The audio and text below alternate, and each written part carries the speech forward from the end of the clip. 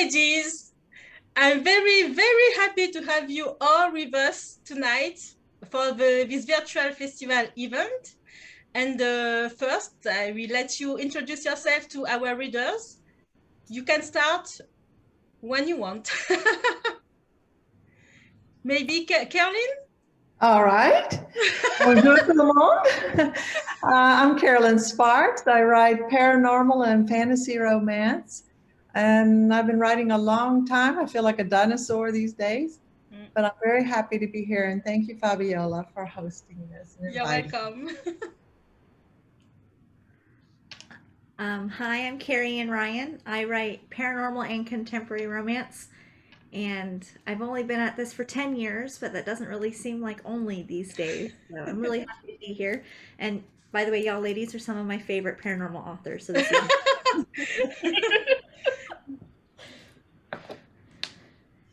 I'll go Alexandra Ivy. I write paranormal, and I also write suspense these days.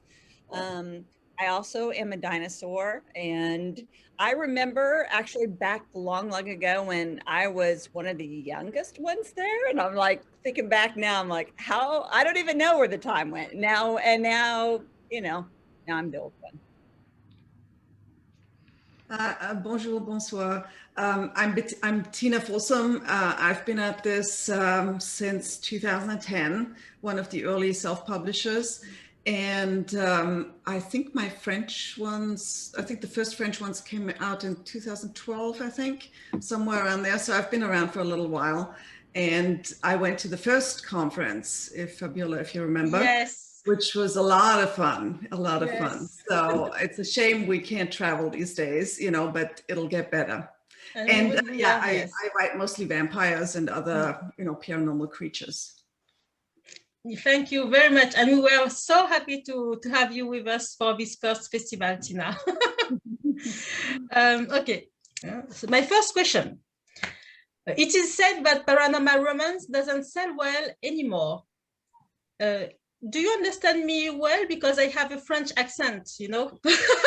Okay. It sounds lovely. Thank you. So it is said that paranormal romance doesn't sell well anymore. What do you think about that? They're not vampires. They didn't die. They're all still there.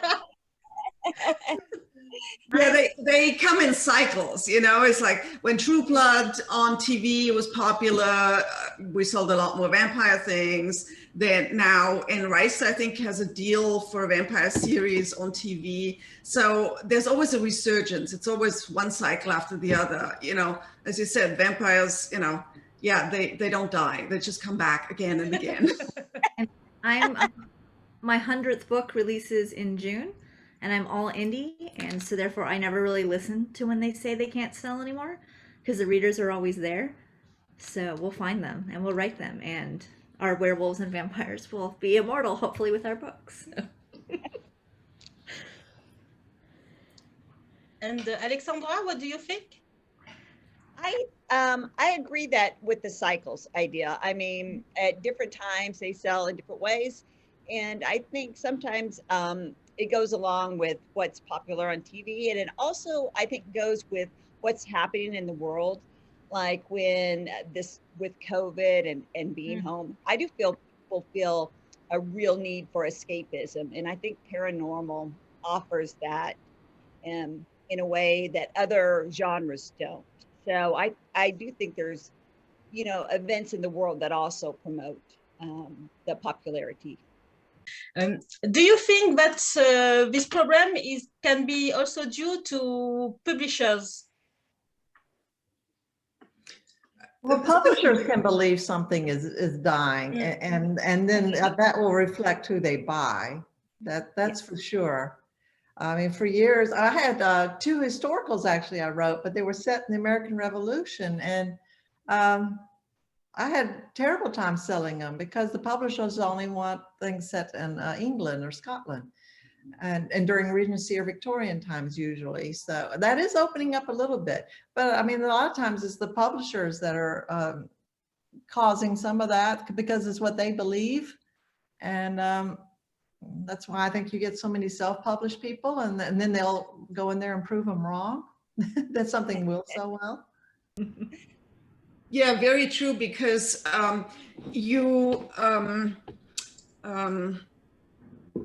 well, it's hard to market certain things, right? With your historical revolutionary, there isn't really that kind of category that does well.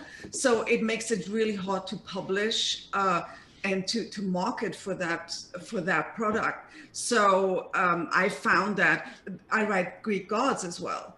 And while the series is funny and I love it, I never wrote more than 4 books because it is so hard to market. Because, you know, when I try and market it in the paranormal section, you know, the people who like to read paranormal, they'd rather read a vampire or a werewolf, right? And Greek gods is not that paranormal. It's more on the mythical side and occult. So it's kind of hard to market. And I think that's why a lot of the publishers don't want to take on books that they can't categorize that simply. Yeah, a good example of it actually is the fantasy series I'm writing now, The Embraced. All of my vampire books, that the Love at Stake series, did very, very well with HarperCollins. But when I proposed this fantasy series, which I called Game of Thrones Meets the Princess Bride, so it was still the same romantic comedy sort of thing, but they, like Tina said, they didn't know how to market it, and so they passed on it. And so I luckily found other publishers that would do it. Well, I'm happy you did. So. And I think the indie market changed everything too. It did, you know, at the beginning for the good, for certainly, for, you know, I couldn't get an agent, I couldn't get a publisher. So for me, you know, rather than, you know, stick all these books under my bed, for me, that was a great thing when Kindle allowed us to publish. And then when Barnes & Noble came in and Kobo and all the early ones, Borders was still around at the time, you know, and I remember all the things we had to learn, the technical side of it, because there was still FTP uploads and most people don't even know what that is. But, you know, I had to learn all this stuff. And so for us, that was a great thing. I mean, now, of course, it's almost overrun with product that I think it, you know, why people say, you know, it's harder to sell now is because there's so much choice, you know, and it's hard to gain that visibility. It helps if you have a long running series. Being new and trying to break into the market right now is very, I mean, for me, it would be very daunting and overwhelming to break in. So it does help to have a series that's been going for a long time. Yeah, I think Carrie Ann, yours is probably the longest, right? Well, I mean, I have, it depends. My contemporary series will be 20 books. Wow. Yeah, that's already past what I've done in one series. But I break it up into marketing. I break it up, but then I connect it all when I need the read through, because I have the ability to do that. But my paranormal series, it's the same world that I break up into series. So it's, you know, 7 books, 8 books. The next one will be 8 books. But, you know, it's going to be over 14 years of writing it, you know, so it's not going to be. Yes. Speaking about that, how do you do for not to mix the characters, everything in the series? Spreadsheets and really good beta readers, and I have a photographic memory, so that helps too. That's great.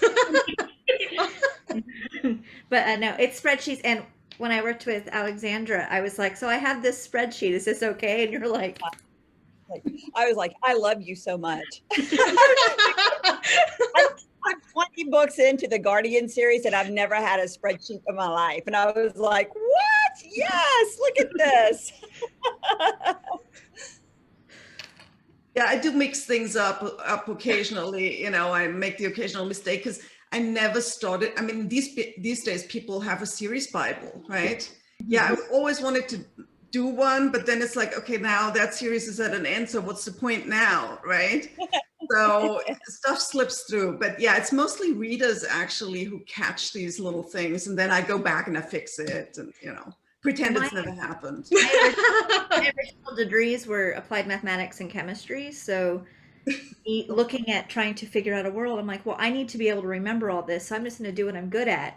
So I just built a program in 2009 in order to, when I was starting to write. And so then I've just built onto it over time because that was my background. So. Okay. And you, Kerrelyn, how do you do? I have a Bible for the Love at Stake series, and it's actually on my website. So readers can go and look at it. It's grown to over 30 pages because, you know, the series was 16 books and 2 novellas. So it got large and the Bible kept growing and growing. But it's on my website, so people can see that. I haven't posted the one yet for the Embrace series because it's fairly new, you know. Because the problem with posting a Bible is going to have a lot of spoilers, and so you don't really. That's okay, I guess, for an old series, but for the newer one, I didn't want to do that. And actually, at first, I didn't worry about it when I just had vampires, because whether they were 502 or 506 didn't make any difference to them. But the problem came when they started having children, when I figured out a way they could have children. And then there's a huge difference between a 2-year-old and a 6-year-old. All of a sudden, 4 years there, it makes a huge difference. So I had to figure out exactly when all the children were born and when each book was happening, so that the children would be age appropriate. And that's when I really had to keep an eye on it. Okay, thank you. So you started with vampires or werewolves, and later you added fantasy creatures. Why did you add them, and did you have to do some research about these fantasy creatures? Oh, well, yeah, I started off with the vampires.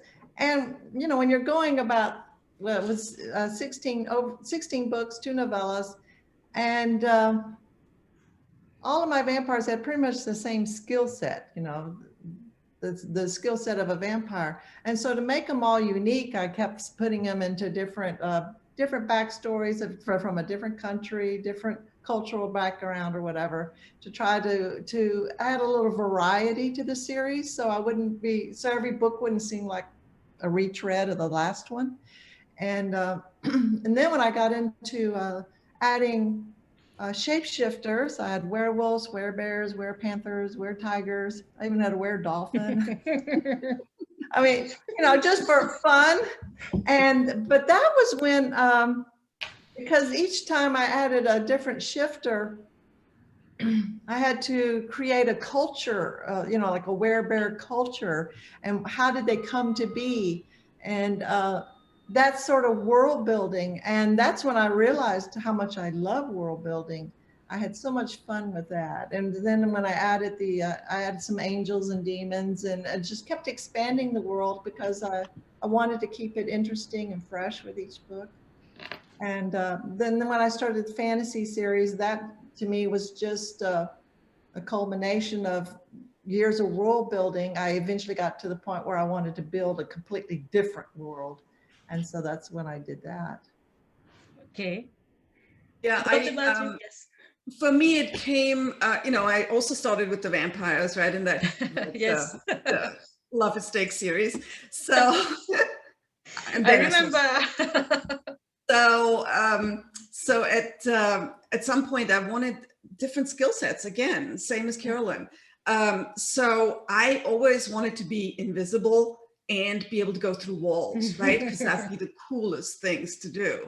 So, and you know, so I invented these guardians called stealth guardians, and they can make themselves invisible, they can make other people invisible, and they can walk through walls. And I thought, that's cool. I mean, and but of course you could use those skills for very terrible things, right? So I made them to be the guardians of humans, so they would be sort of the people who save the world, right? and combat evil. And I thought that was a pretty cool thing. And of course, you know, the reason I don't write historical really is because it means you have to research stuff. Whereas if you write paranormal, you just get to make shit up, you know. That's a cool thing, right? Okay, what about you, Alexandra? I loved when I first started reading vampires, the dark, broody, and I tried so hard to write dark and broody, and it's just not my, I love to read it, and it's just not my thing to write. And I was like, I love these sexy vampires, they're so fun, but how much funner would it be to have a little gargoyle that's a cross between Cary Grant and Pepe Le Pew? I put some big fairy wings. So, you know, I just fell in love with the really odd, quirky characters. And it's like, I can't have a book that doesn't have some kind of crazy character. And that's where it started. And I do love to do the research. So a lot of times I do research and decide if I can love this new character or not. So it really does come out of my love of just researching, reading, you know. Sitting at the library used to be sitting at the library, just, you know, searching for odd, different, crazy, quirky characters. Thank you. Carrie, I think you only write about werewolves, right? So in the Redwood Pack it is, but yes. When I wrote the Redwood Pack, it was my first series, and I was reading really only vampires, and some of the older vampires that were, the werewolves were always the bad guys, or they were the lower class guys. And I was like, well, I don't like that. I'm never going to write vampires. So I didn't I've written one. So, and it was because of that back in, you know, the early 2000s. And so, but then when I wrote the next paranormal series, my Dante Circle series, I was like, I don't want to just write shifters. So I had 7 women get struck by lightning, and they all turn into a different paranormal creature. So every book, all 7 books, is a different paranormal heroine, a different paranormal hero. Okay. And there's menages. So I had to write a different world building for every character for each book. I don't know if I would suggest you do that. Okay, thank you. So my next question is for Carrie and Alexandra. As you write together, how is it to work together on a series? I loved it. I loved it because I live in the middle of nowhere, and you know, I have no writer's circles around. We have, you know, and before COVID, when people would talk about going to, you know, the meetings, I'm in the middle of nowhere. So the chance to talk books with someone for hours at a time, I was like, this is heaven. This is how I love to do this. So I really enjoyed it. And we write completely different in stuff as far as how we go about it. You know, she has a spreadsheet that I loved and she shared. and I'm kind of definitely more of a fly by the seat of my pants kind of person. But I think our voices match very well to come at it from such diverse ways. So it was fairly amazing how easy the books fell together. Yeah, I've co-written twice now, and they've been done on two completely different paths of how they came together and how it worked. And ours just really, we were like, I like this character, and you're like, oh, I like this one. Let's see what we can do to them.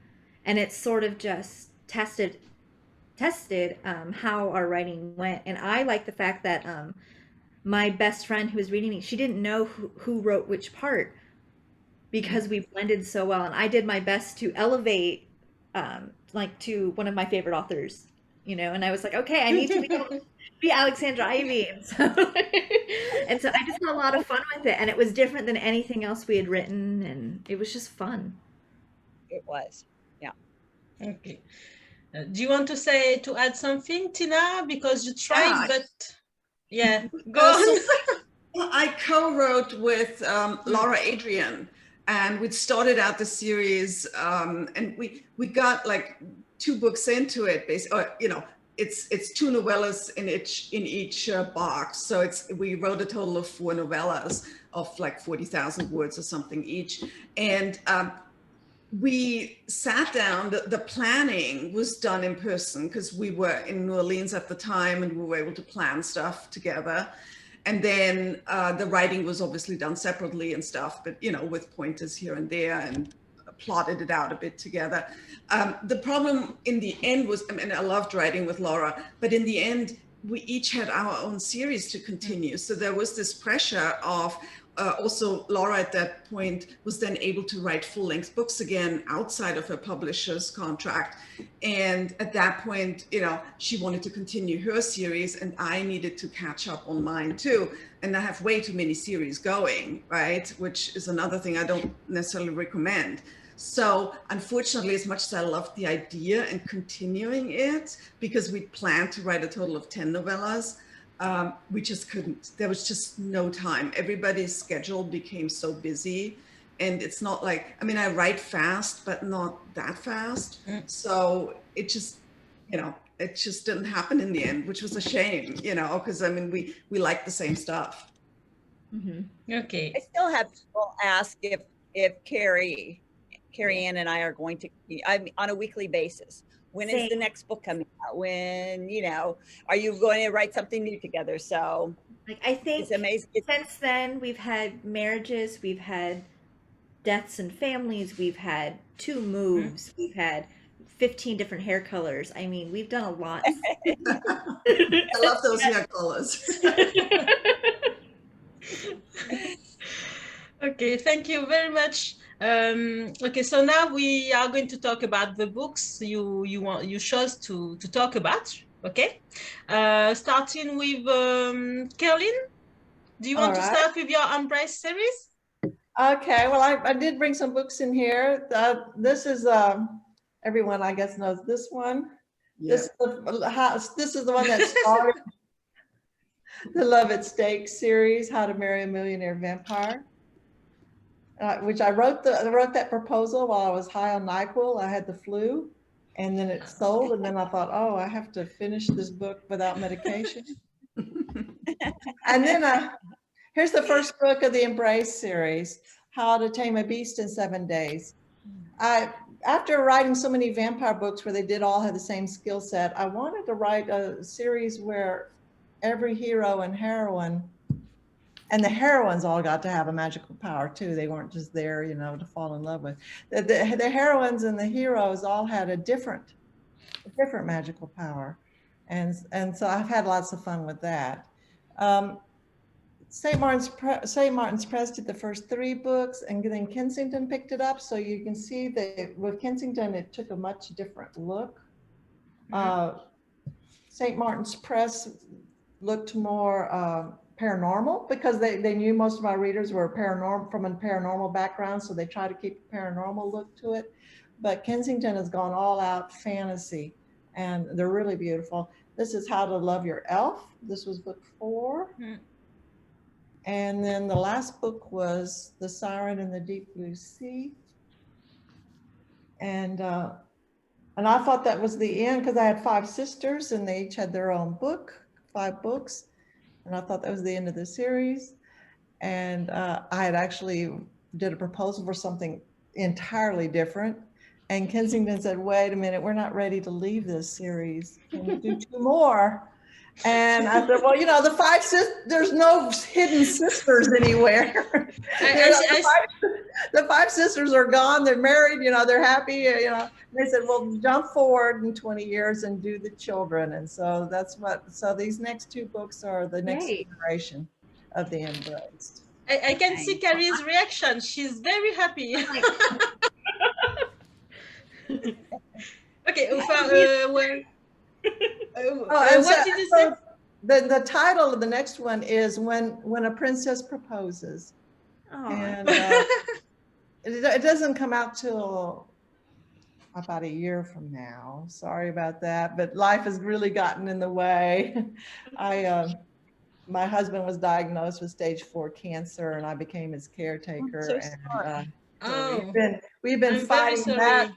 Yeah, we've been fighting that full time, and but we have good news. It looks like he may actually beat it. He wasn't supposed to, but he's a fighter and I'm a fighter and we would not give up on him. And he and I actually had the same birthday, the same hour even. We were married. We were already married before we knew which one of us is older. And so I've always told him we came in together and we're going to leave together. So you can't leave me. and he agreed, and he's been fighting, and it looks like he's going to beat it.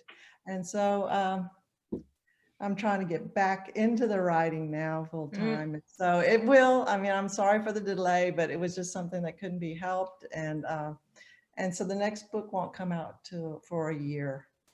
Okay. Kensington was very sweet and understanding about it. They said, take all the time you need. Okay, So. we can understand. I hope all will be very, very well for you. Thank you. I appreciate it. Okay. Carrie, do you want to talk about talon pack? Talon pack in French. Talon. So I can bring. So the redwoods are with Milady. Yes. And Branch. And so there's a spinoff, which is the next pack over, and the first book, Gideon, which is, I guess the Talon pack in French is Griffiths because it's claws. Yes, griffe. Sorry, I can do better Spanish. French, I am embarrassing, so I apologize. But the first one came out this past month, and then there's going to be at least 2 more with Milady coming out in this year and the next, and I'm excited about it because it's more werewolves and secret things that aren't too werewolfy, because I went just wolf shifters with this series, and then I became a writer who didn't want to write the same thing over and over again. So I'm excited that Milady has that, and then there's 6 more books in that series in English, so hopefully we get to see those in France too. Okay, I hope too. So we have 10 minutes. That's okay for you, Tina and Alexandra? Yeah. Okay. So Tina, do you want to start with your? So you see behind me. Yes. Some of the this is the last Scan Gods in both English and French. This is L'Espoir de John. So there are 12 books in French and 2 novellas and 1 short story. So everything in Scan Gods has been translated into French. I have a very good friend in Belgium who's been doing most of those for me. So I have taken a little bit of a break from Scan Gods. I know I get a lot of questions again about the children, and a little bit of time will have to pass before I can return to them. I've already done like a time jump once, so too much time jumping here. I have the Stealth Guardian series, which is 7 books, and it's finished with the demon in the end. That has not been translated into French yet. I am getting questions from some of my French readers when those will be coming out. I don't know yet, but they do know some of the characters, and the reason is because I merged these 2 series. So there are crossovers where some of the characters will appear in Stealth Guardian and some of them will appear in the Scan God series. So I know some of them are a little bit frustrated that they cannot read the Stealth Guardians yet, but I'm trying to figure out whether my friend and translator will be able to do more work and whether it's financially feasible. So other than that, I also have not really written anything in English, yes, nor in German. So I have taken a little bit of a break, due to illnesses and stuff. And I needed a little bit of a break from my head to, to recharge my creative juices. Currently, I'm working actually on a thriller, so which is in Washington, D.C., political stuff.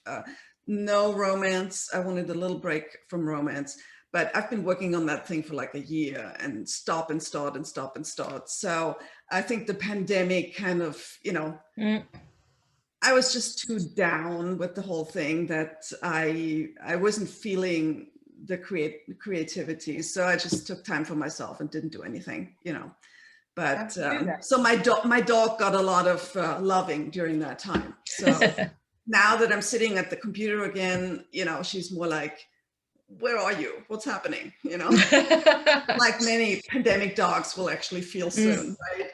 So yeah, it's been great to you know, to have these series and be able to get readers in all the different countries. So I'm hoping I can continue with the French at some point. Oh, thank you. French readers will be very happy to know that. So let's finish with you, Alexandra, with darkness.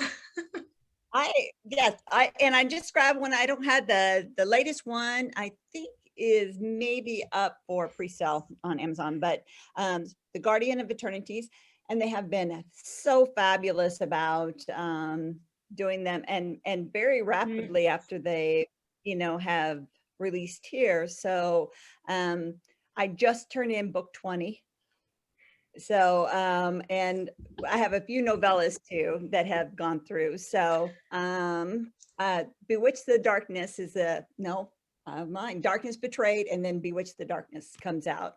So I did take a little break from the Guardians. I just needed, you know, like everyone, to clear your head. When I came back to it, it was the most happy feeling. It was like my family, like a reunion with my family. It's like, I know these characters. I love these characters. I need my dog Livette. So, I mean, they are a part of my family. So I was so happy to come back to it. But I've also been working on serial killers. So fun.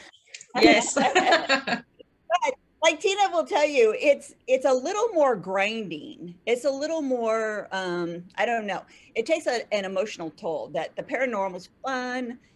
They're always light. They're always adventurous. But the serial killer one's a little more grim and definitely a lot more research. So I spent part of this last year with my veterinarian because my heroine is a vet.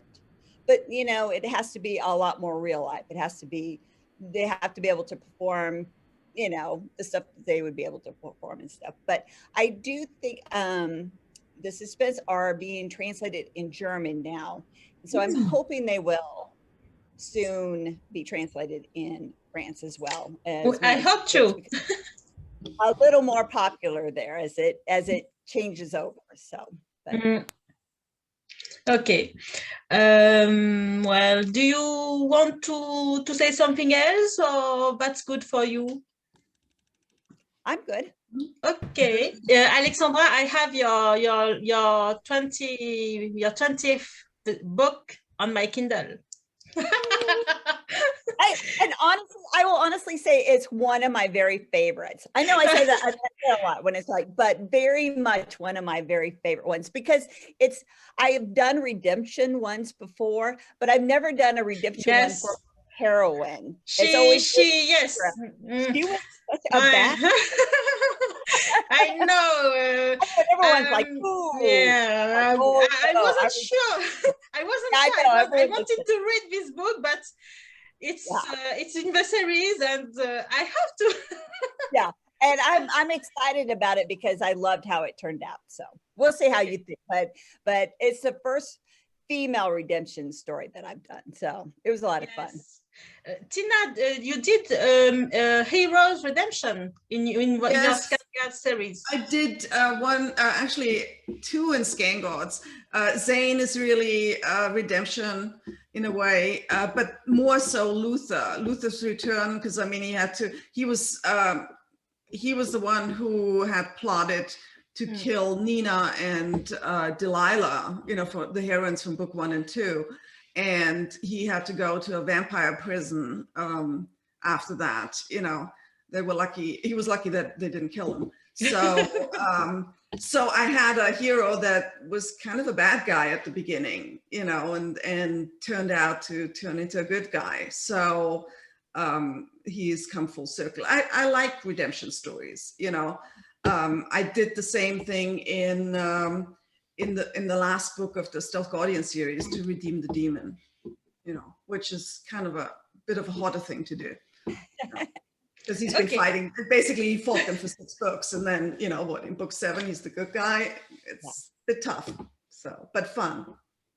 And vampires are a cycle, so there have to be some who were villains and become heroes. So that's sometimes you run out of heroes, right? You plan so many books, and and then you think, oh, this is going well, so where am I going to get another hero from?